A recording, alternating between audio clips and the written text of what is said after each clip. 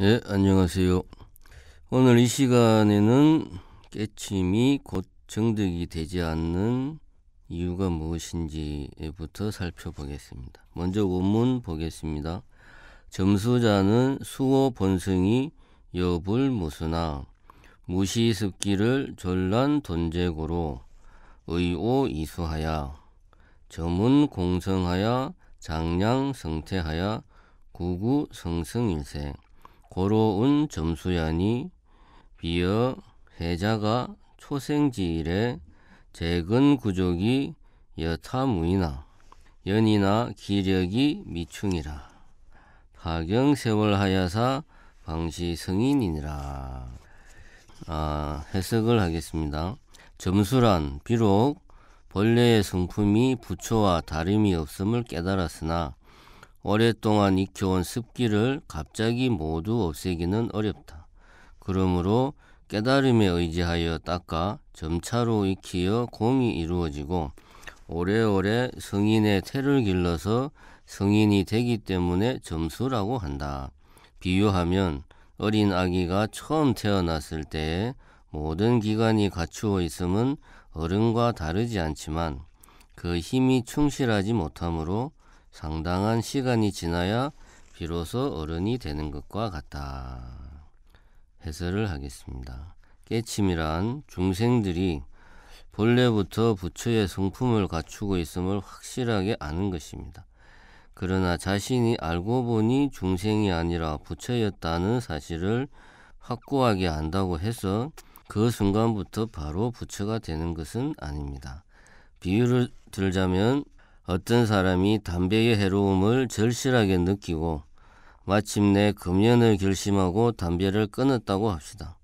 그러나 담배를 끊는다고 해서 그 순간 몸 안에 축적된 니코틴이 곧바로 사라지는 것은 아닙니다. 의학적인 연구에 따르면 몸 안에 니코틴이 모두 없어지려면 대략 담배를 피운 만큼의 시간이 필요하다고 합니다. 예를 들어서 30년 이상 담배를 핀 사람이라면 금연한 순간부터 30년은 지나야 몸 안의 니코틴이 완전히 사라진다는 것이죠. 여기서 한 가지 분명히 해야 할 것은 금연했다고 선언하더라도 얼마 못 가서 이런저런 이유로 다시 흡연하게 되는 경우가 무척 많음을 익히 알고 있습니다. 핑계야 많지만 결국은 담배의 유혹 때문입니다. 이런 경우는 금연을 선언한 것이지 실제로 담배를 끊은 것은 아닙니다. 실제로 담배를 끊었다면 금연한 이유로 담배를 피우지 않아야 합니다.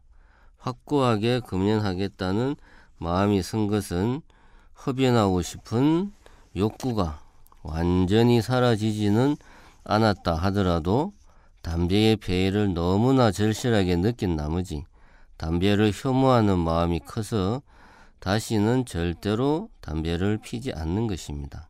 어느 정도의 시간이 흘러서 몸속의 니코틴 성분이 완전히 제거되어 흡연하기 이전의 상태로 돌아가서 담배에 대해서 좋고 싫은 마음조차도 완전히 사라졌다면 담배는 몸에 해롭다는 사실을 충분히 알아서 의도적으로 노력하지 않더라도 담배를 피지 않는 것이 자연스러운 행동이 될 것입니다.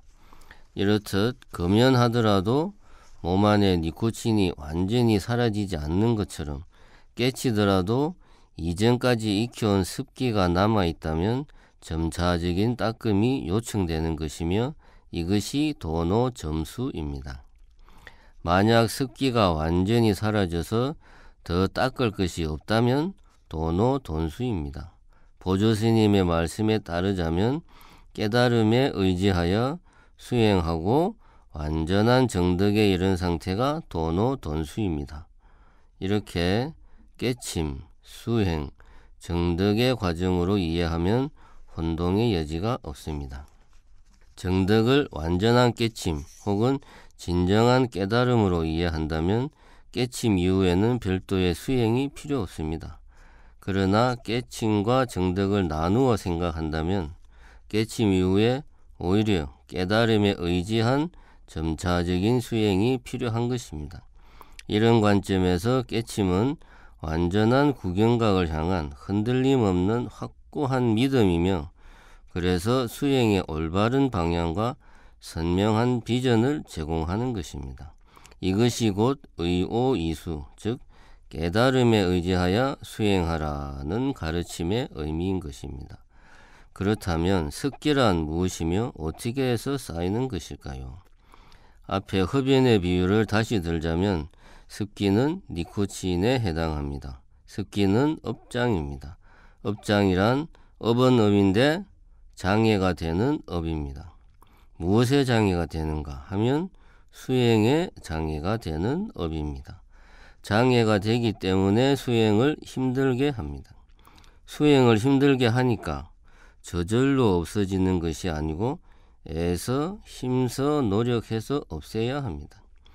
장애가 없다면 힘써 의도적으로 노력하지 않아도 됩니다.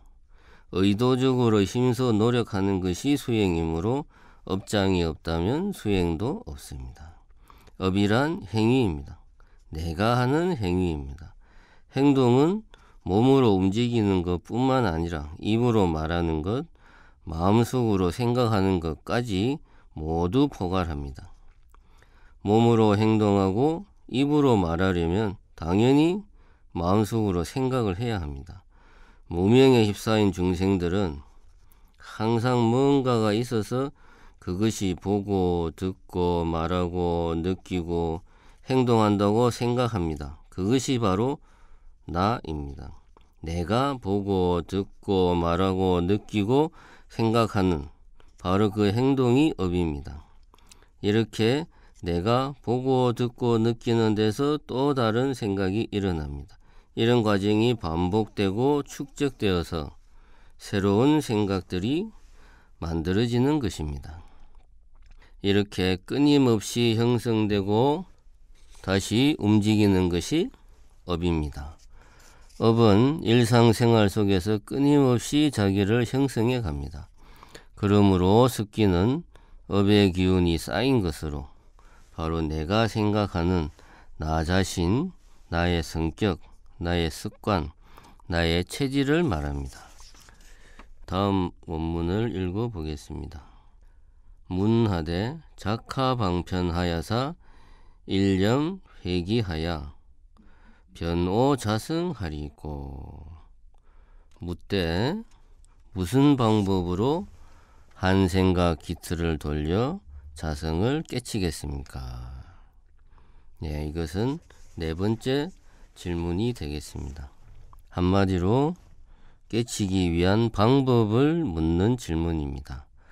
우리가 흔히 주변을 둘러보면 연애에 성공하는 7가지 방법, 절대로 실패하지 않는 성공 투자의 비법, 이런 책 제목들을 흔히 볼 수 있습니다. 이와 마찬가지로 깨치려면 어떤 방법을 써야 하는가, 이렇게 물어보는 질문입니다. 방법이란 목적을 이루기 위해서 사용하는 수단입니다. 목적이 없다면 방법도 필요 없습니다. 우리들은 방법을 중시하는 경향을 가지고 있습니다. 예를 들어서 돈을 많이 벌려면 어떻게 해야 하지? 우리 국민들의 생활 수준을 향상시키려면 어떻게 해야 하지? 등등 방법을 알면 목적을 이룰 수 있다라고 생각합니다. 그러나 방법은 수단일 뿐입니다. 돈을 많이 벌려면 왜 돈을 벌어야 되는지, 돈이라는 게 도대체 무엇인지 우선 이 점을 분명하게 알고 있어야 합니다.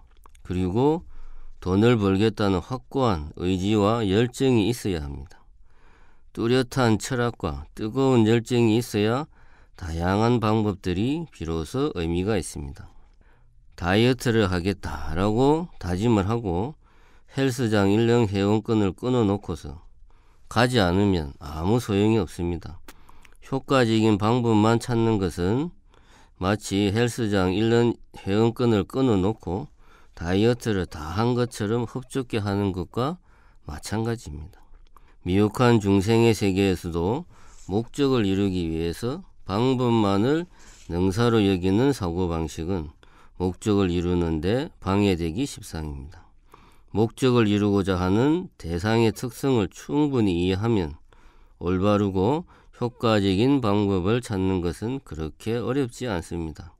무엇을 하고자 하는지, 왜 하고자 하는지에 대해 고민하지 않고 당장 손쉽게 눈앞에서 성과를 얻고 싶은 안일한 욕심 때문에 당장 효과를 볼 수 있는 그런 방법을 떠올리는 것입니다. 급할수록 돌아가라는 말도 있듯이 진정으로 뭔가를 이루고자 한다면 충분한 시간과 노력을 들여야 합니다. 그러므로 자성을 깨치려면 어떻게 해야 하는가? 이런 방법을 묻기 전에 자성이 뭔지, 깨침이 뭔지 먼저 제대로 아는 것이 중요합니다.